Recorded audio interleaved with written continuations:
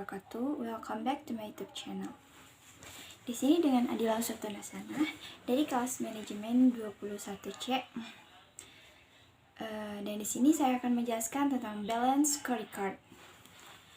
Balance scorecard adalah sistem manajemen yang bertujuan untuk menerjemahkan tujuan strategis organisasi ke dalam serangkaian tujuan kinerja yang pada gilirannya diukur, dipantau, dan diubah jika perlu untuk memastikan bahwa tujuan strategis organisasi terpenuhi. Premis utama dari pendekatan balance scorecard adalah bahwa metrik akuntansi keuangan yang secara tradisional diikuti perusahaan untuk memantau tujuan strategis mereka tidak cukup untuk menjaga perusahaan tetap pada jalurnya. Hasil keuangan menjelaskan apa yang telah terjadi di masa lalu, bukan kemana arah bisnis atau ingin mengetahui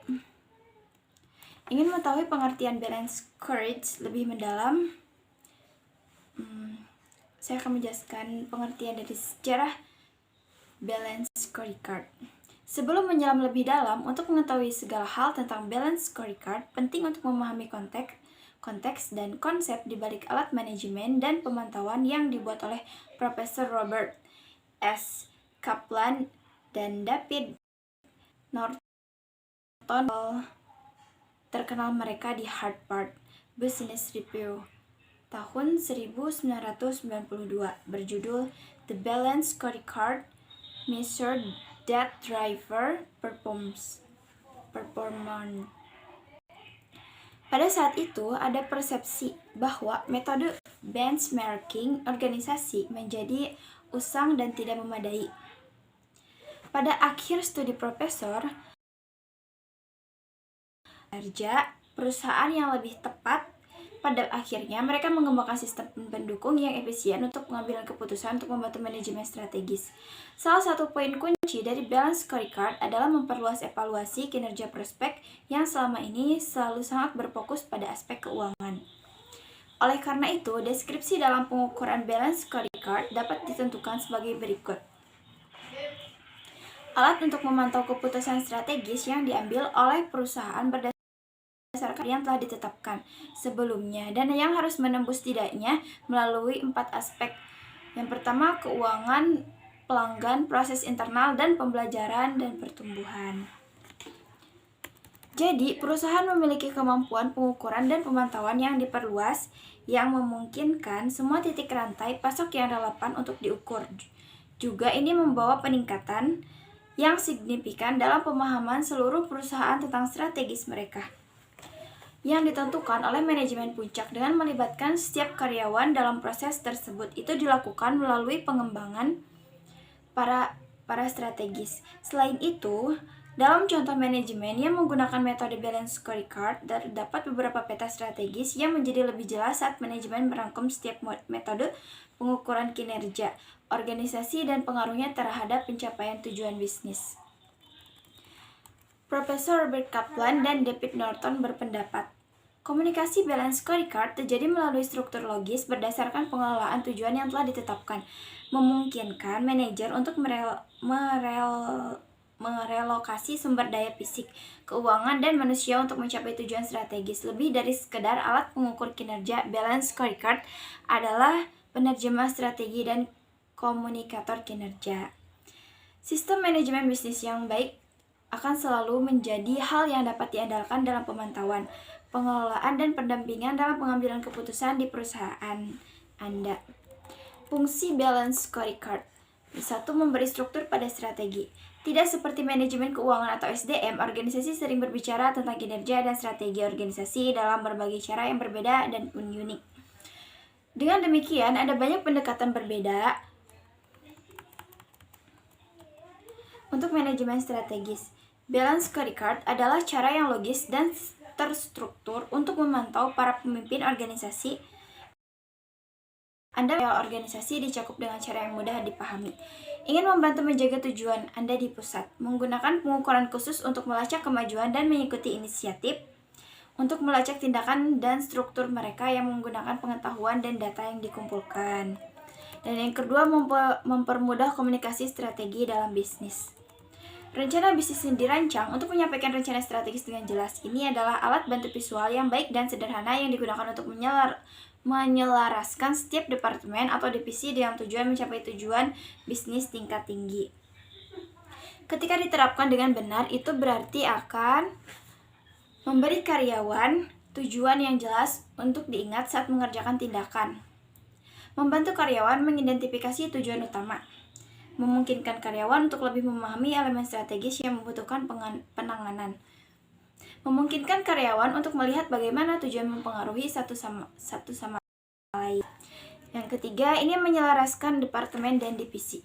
Jika diterapkan dengan benar, semua divisi dan departemen harus selaras dengan strategi yang sama, dan balance scorecard memfasilitasi proses ini. Dengan struktur yang dibuat dalam balance scorecard, Anda dapat menghubungkan tujuan kritis Anda dengan tujuan perusahaan secara keseluruhan. Selain itu, Anda dapat melihat bagaimana pengukuran Anda dapat ditinjau dan diaplikasikan ke pengukuran tingkat perusahaan. Bagaimana proyek ditautkan ke proyek tingkat perusahaan, dan banyak lagi. Balance scorecard juga menyediakan struktur yang dibutuhkan ketika proyek besar dibagikan ke berbagai divisi. 4. Ini membantu karyawan Anda melihat bagaimana tujuan individual mereka terkait dengan strategi organisasi.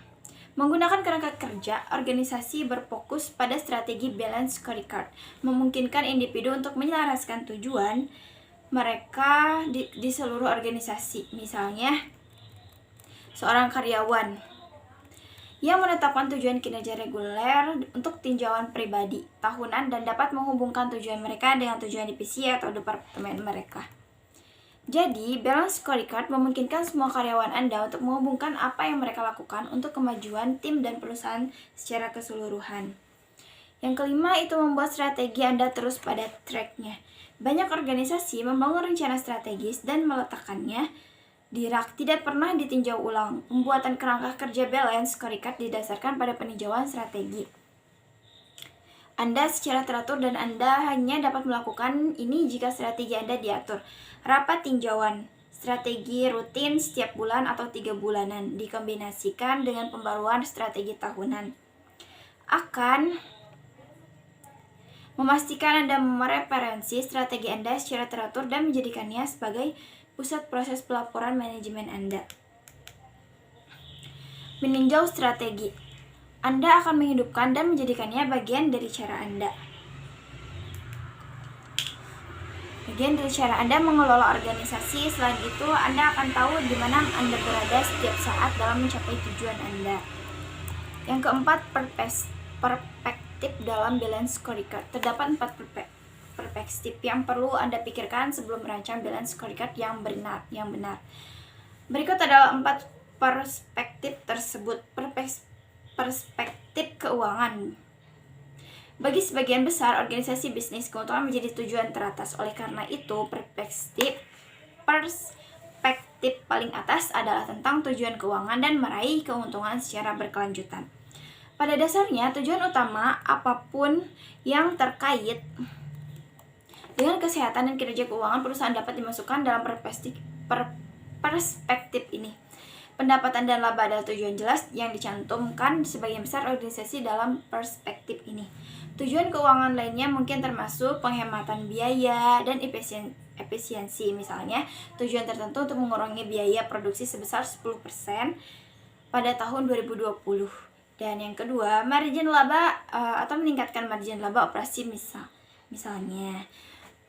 Sumber pendapatan, misalnya menambahkan saluran pendapatan baru. Dan yang kedua, perspektif pelanggan. Perspektif ini berfokus pada tujuan kinerja yang terkait dengan pelanggan dan pasar.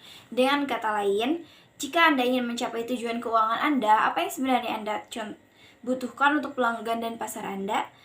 Contoh hal yang termasuk dalam perspektif ini adalah seperti layanan dan kepuasan pelanggan, atau meningkatkan net promoter score, atau mengurangi lead time pusat panggilan. Misalnya, pangsa pasar seperti pangsa pasar yang berkembang di segmen atau negara tertentu. Kesadaran merek, misalnya meningkatkan interaksi di media sosial. Perspektif proses internal. Proses apa yang perlu Anda lakukan untuk mencapai tujuan terkait pelanggan dan keuangan? Itulah pertanyaannya yang dijawab oleh perspektif ini. Di sini Anda akan menetapkan tujuan dan sasaran operasional internal, atau dengan kata lain, apa yang perlu dimiliki bisnis dan apa yang perlu dilakukan bisnis dengan baik untuk mendorong kinerja. Contoh tujuan proses internal mungkin termasuk perbaikan proses, atau misalnya mempersingkat proses pertujuan internal. Optimalisasi kualitas, atau seperti mengurangi limbah produksi. Pemanfaatan kapasitas, atau menggunakan teknologi untuk meningkatkan efisiensi misalnya. Dan perspektif pembelajaran dan pertumbuhan. Sementara perspektif ketiga adalah tentang sisi proses konkret dari berbagai hal. Perspektif terakhir ini mempertimbangkan pendorong kinerja yang lebih tidak berwujud karena mencakup spektrum yang begitu luas. Perspektif ini sering dipecah menjadi komponen-komponen berikut.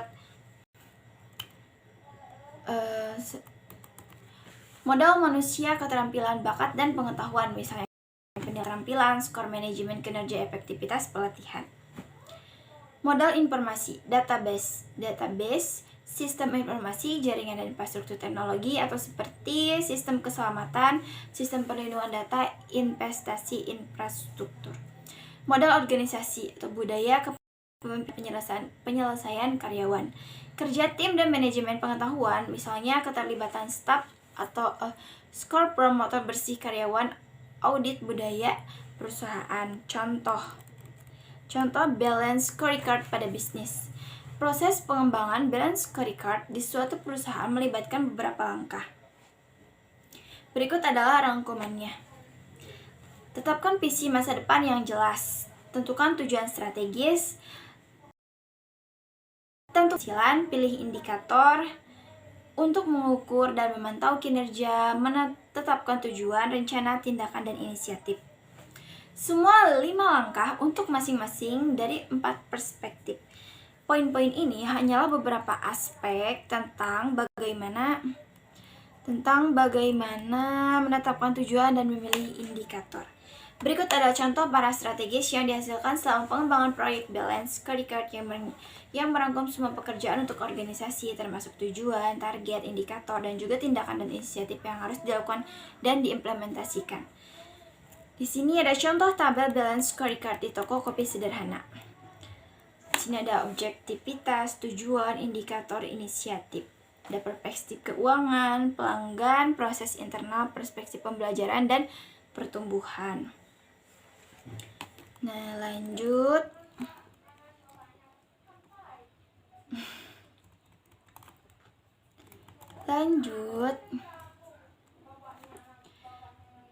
Nah, perspektif keuangan, objektivitas meningkatkan pendapatan. Tujuannya meningkatkan pendapatan bersih 10%. Indikatornya laporan keuangan. Inisiatifnya membuat aturan baru untuk pembayaran dengan metode kredit. Perspektif pelanggan. Objektivitasnya memiliki tingkat pembelanjaan pelanggan yang tinggi. Tujuannya meningkatkan penjualan per pelangganan 15% dari rata-rata. Indikator nilai dari invoice per penjualan, inisiatif, improvisasi, produk mix dan paket bundling. Perspektif proses internal. Objektivitas menawarkan pilihan saluran penjualan lainnya. Tujuan membuat setidaknya 3 penjualan baru. Indikator presentasi penjualan dari saluran baru. Inisiatif bergabung dengan jasa layanan pengantaran makanan dan toko online. Perspektif pembelajaran dan pertumbuhan. Memiliki tenaga penjualan yang terampil. Objektivitasnya tujuannya melatih tim penjualan. Indikatornya jumlah sertifikat yang didapat oleh tim penjualan. Inisiatif bekerjasama dengan perusahaan pelatihan penjualan